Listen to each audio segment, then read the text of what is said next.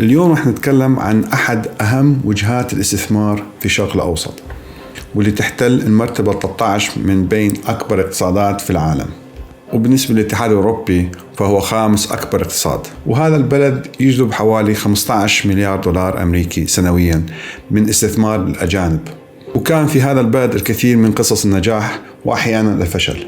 نحن نتكلم هنا عن تركيا. فإذا كان لديك رغبة بالاستثمار في تركيا ولديك الكثير من التساؤلات المتضاربة، فإننا سنحاول مناقشة الأسئلة التالية: لماذا الاستثمار في تركيا دون غيرها من الدول في الشرق الأوسط؟ وما هي ميزات وتحديات الاستثمار في تركيا؟ ما هو حل مشكلة تذبذب الليرة التركية؟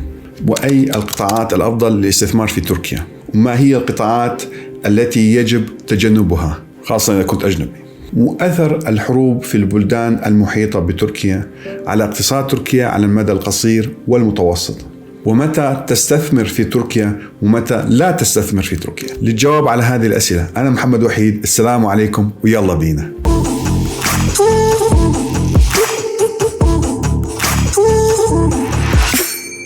تعتبر تركيا اليوم واحدة من أكثر اقتصادات نمواً، والتي يساعدها موقعها الجغرافي وحالة الانفتاح الاقتصادي وسهولة الاستثمار بشكل نسبي في قطاعات معينة، ورغبتها بوضع معايير الاتحاد الأوروبي ومعايير السوق الحرة سواء للمواطنين الأتراك أو الأجانب. لكن لماذا الاستثمار في تركيا؟ طبعاً الموقع الجغرافي من أهم النقاط، لأنها نقطة وصل بين آسيا وأوروبا، ولديها مضيق البوسفور، كلكم تعلمون ذلك، الذي يربط البحر الأسود بالبحر الأبيض المتوسط.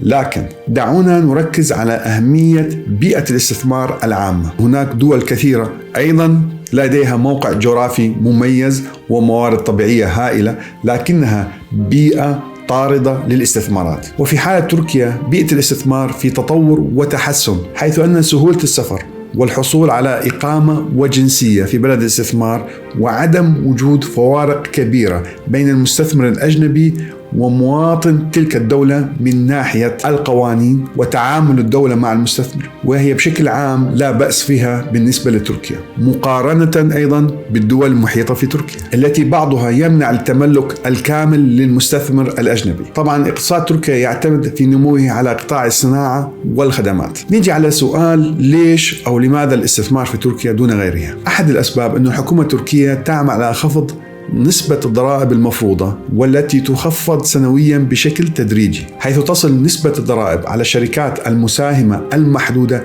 إلى 20% فقط. أما نسبة الضرائب على شركات الأشخاص فهي حوالي 15%، وهاي النسبة أقل من مثيلاتها في الاتحاد الأوروبي، وأيضا في كثير من دول المحيطة في تركيا من الشرق الأوسط. بالإضافة إلى ذلك تركيا عندها اتفاقيات تصب في مصلحة المستثمر بشكل عام، خاصة المستثمر الأجنبي. نصت هذه الاتفاقيات على حماية المستثمر الأجنبي من دفع الضرائب في تركيا وفي بلده الأم بنفس الوقت، وهذا طبعا يسمى الازدواج الضريبي. طبعا هذا ليس لكل الجنسيات، فقط الدول التي لديها اتفاقيات تجارية مع تركيا لضمان عدم الازدواج الضريبي. من الميزات الأخرى في تركيا الأسواق المحلية والإقليمية المحيطة بتركيا المتعطشة للصناعات الخفيفة والمتوسطة، هذه ميزة جدا مهمة. ثانيا، تحاول الحكومة التركية بشكل مستمر تقديم حوافز للاستثمارات، وعندك أيضا تسهيلات في الحصول على الجنسية التركية لكن بشروط معينة.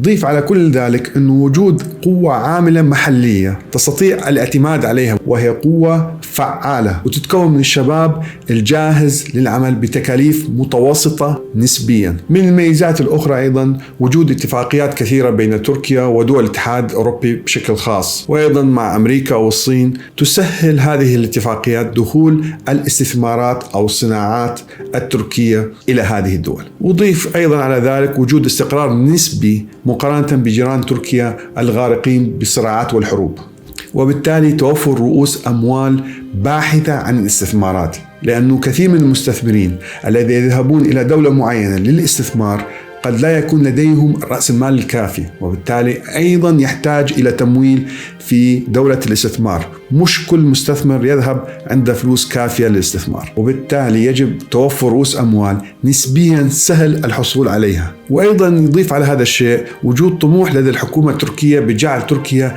الأسهل استثمارا مقارنة بالدول المحيطة. لكن هل الاستثمار في تركيا يبنى فقط على النظر لهذه الميزات؟ أم أن هناك مخاطر أيضا للاستثمار في تركيا ويجب أن نأخذ الحذر منها؟ المخاطر أولا من خلال تجربتي في تركيا واحتكاكي مع مستثمرين هناك، أحد أكبر المشاكل للمستثمرين من دول الشرق الأوسط أن هؤلاء المستثمرين أتوا، خاصة صغار المستثمرين، أتوا من سوق مغلق على نفسه. أغلبهم لم يدخلوا في عالم الاحتراف، وبلدانهم بلدان بسيطة نسبيا بالنسبة للاستثمار، غير معقدة. في تركيا هناك مستوى أعلى من هذه الدول من ناحية القوانين، من ناحية طريقة الاستثمار، يشابه الاتحاد الأوروبي في بعض الأمور. طبعا المستثمر البسيط الجاي من هذه الدول أيضا لديه عقلية استثمار بسيطة، والمنتاليتي هنا هي جاية من أسواق ناشئة. لما تتحول إلى سوق فيه منافسة، المستثمر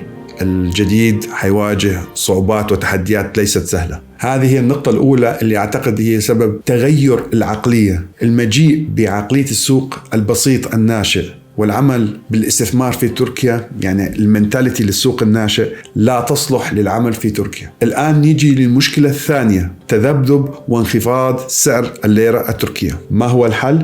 وكيفية الاستثمار في سوق يمتلك عملة غير مستقرة. طبعا هذا الشيء قد يكون سلبي وقد يكون إيجابي بالنسبة لك كمستثمر. كيف تحول هذا الموضوع لمصلحتك؟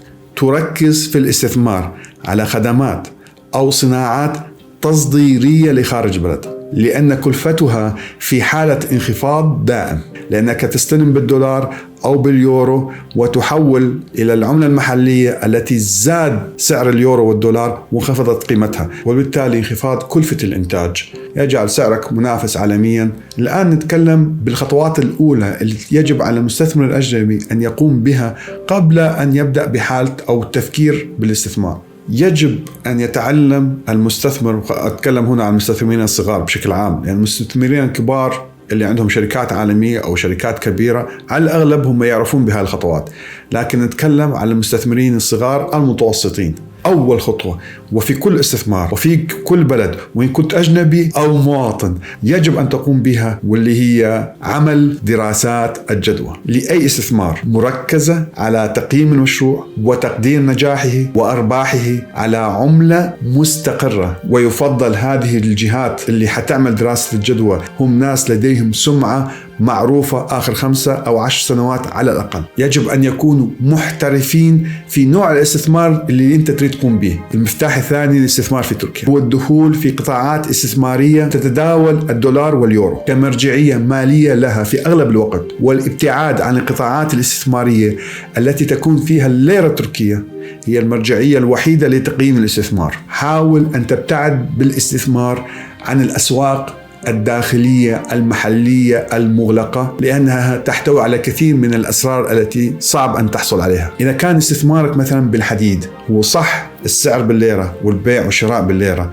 لكن التقييم العالمي وحتى التقييم الداخلي في السوق التركي هو الدولار أو اليورو. المفتاح الثالث اللي أنصح فيه أي مستثمر أجنبي في تركيا، لا تستثمر في قطاع يصعب تسييل هذا الاستثمار بسرعة، لأنه عندما تحدث الأزمات فإن كثير من هذه القطاعات يصعب بيعها، وبالتالي إرجاع رأس المال اللي أنت بديت فيه بالاستثمار. راح أعطيك مثال، الاستثمار في قطاع الإسكان بالنسبة للشقق والفيلات الفخمة جدا، لما تحدث أزمات أو خطر على السوق أو ركود اقتصادي، هذا النوع من الاستثمار يحدث فيه خسارات كبيرة جدا، برغم أنه قد يكون في هناك أرباح كبيرة جدا في حالة الرخاء الاقتصادي.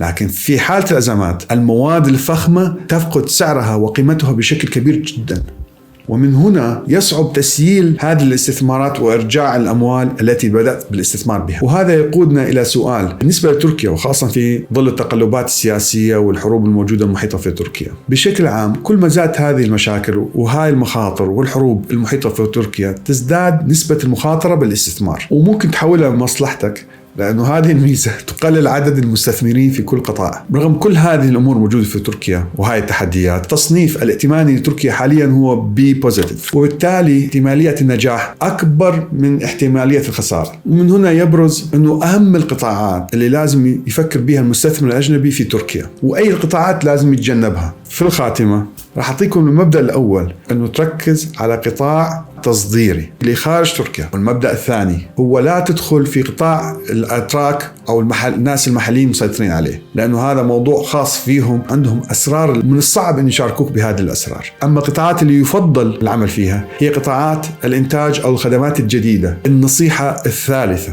البدء بأي استثمار بحجم صغير ومراقبة ردات فعل السوق، وبعد مرور وقت أو فترة من الزمن حيقدم لك خبرة ابتدائية حقيقية ورؤية مستقبلية، إما لتوسيع الاستثمار والمضي فيه أو إلغائه. حاول أن تأخذ وقتك، لا تستعجل، إلى أن تفهم السوق التركي بشكل كبير، إلا طبعا إذا كان الاستثمار ما يحتاج خبرات كبيرة مثل الاستثمار في البنوك كأسهم وسندات. طبعا هي أيضا تحتاج خبرة، ولكن يعني مش فترة طويلة. يعني ابدأ ب20% وبعدين شوف مع الوقت هل الأمور تمشي بشكل أفضل أم لا.